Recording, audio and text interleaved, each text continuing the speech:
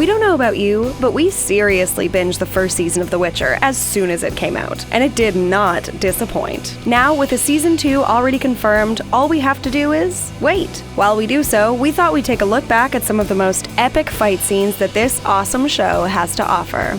If you've been watching The Witcher, you know that this show knows how to execute a fight scene. Whether it's man versus monster, mage versus man, monster versus monster, or witcher versus pack of tiny demon-like things, The Witcher has truly satisfied the need for some good old-fashioned fantasy throwdowns in the wake of Game of Thrones.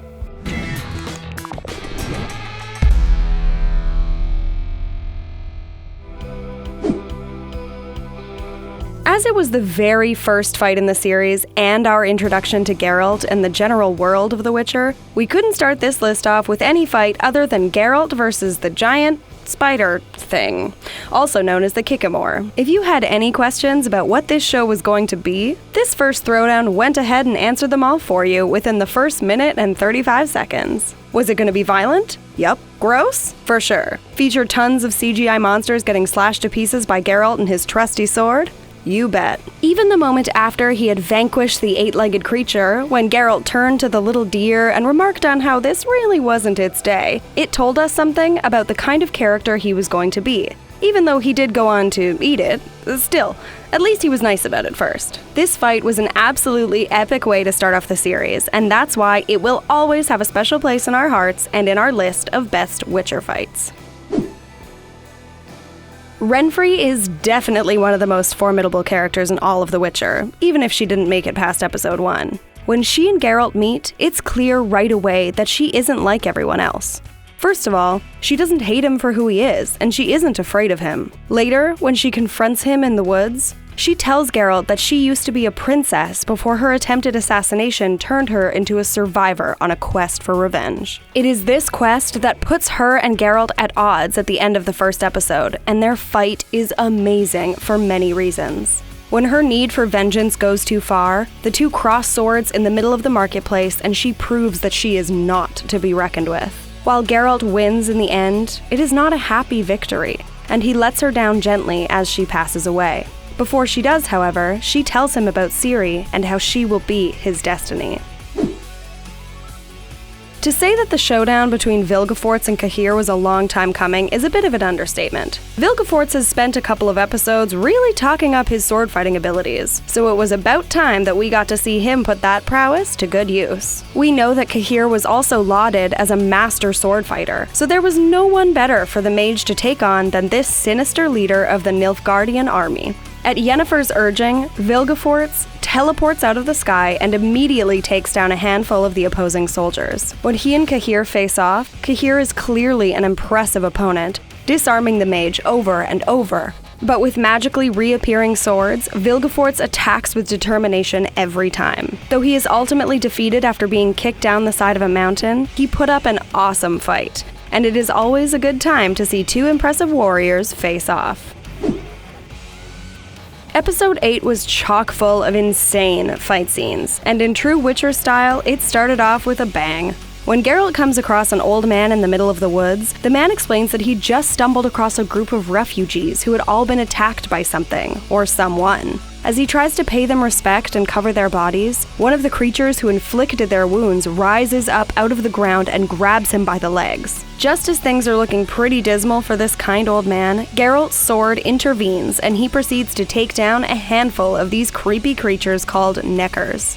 Much like the velociraptors in Jurassic Park, they may be small, but these guys pack a serious punch. Or bite. While Geralt dispatches them all pretty quickly, one of them leaves him with a nasty bite that almost does him in. Luckily for him, the kind old man from before somehow hauled Geralt's massive body onto his wagon and takes him off to be healed. Or, at least, that was the original plan. Things have a way of going awry for poor, well-meaning Geralt. It wouldn't be a proper fantasy show without at least one siege. And The Witcher delivers one of the best all-out battles in TV history. As the Nilfgaardian army and their leader Fringilla make their way to the bridge at Sodden Hill, Yennefer and the rest of the mages prepare themselves for an all-out war. A magic war. The amount of epic magic in this battle make it truly unique from anything we've seen before in other fantasy shows or movies. Sure, we've seen magic before, but with 22 powerful sorceresses and sorcerers all working together, things were bound to get mystical. Frigilla starts things off with a cascade of fireballs, which we learn is forbidden because of the fatal effect that it has on the witch who performs the spell. Yennefer deflects them left and right. But then, things get real, and the mages completely waste the giant army with their magic. There are deadly mushrooms that release poisonous spores, teleportation, telekinesis, a portal full of arrows that rains down on Sodden Hill, and a metal box full of magic worms that will be giving us nightmares for a long time. This amazing battle did not disappoint, and all we can hope for is more magic in Season 2. Episode 4 of The Witcher was definitely a highlight of the whole first season, and the epic battle that took place during the engagement party for the young Princess of Cintra was a highlight. Queen Calenthe has decided that her daughter should marry a man who will serve their political needs, but it turns out halfway through dinner that the princess has other plans. In bursts Duny, a knight with whom the princess is deeply in love. Oh yeah, and he has the head of a hedgehog. It's a whole curse thing.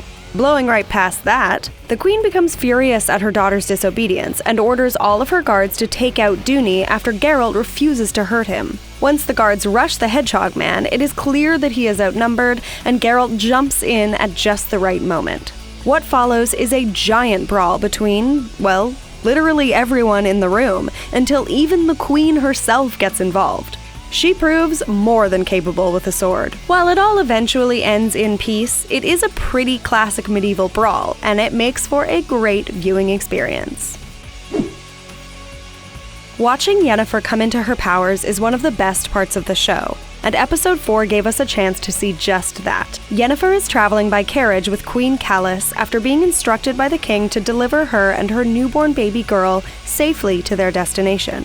Just when she has been lamenting about how her life isn't exactly her own, the carriage is attacked by an unknown assailant and all of the guards are taken out. The two women finally see their attacker, an assassin whose weapon of choice is a giant insect-like creature with vicious talons. Yennefer opens a portal and they wind up in the middle of a desert. She realizes that the man has been paid to track down the queen for not providing the king with a son, and they embark on a chase through many portals until Yennefer tires of her queen's insults and teleports away without her. She does return to save the baby, but is just a second too late, as it doesn't survive the assassin's knife as he throws it through the portal after her.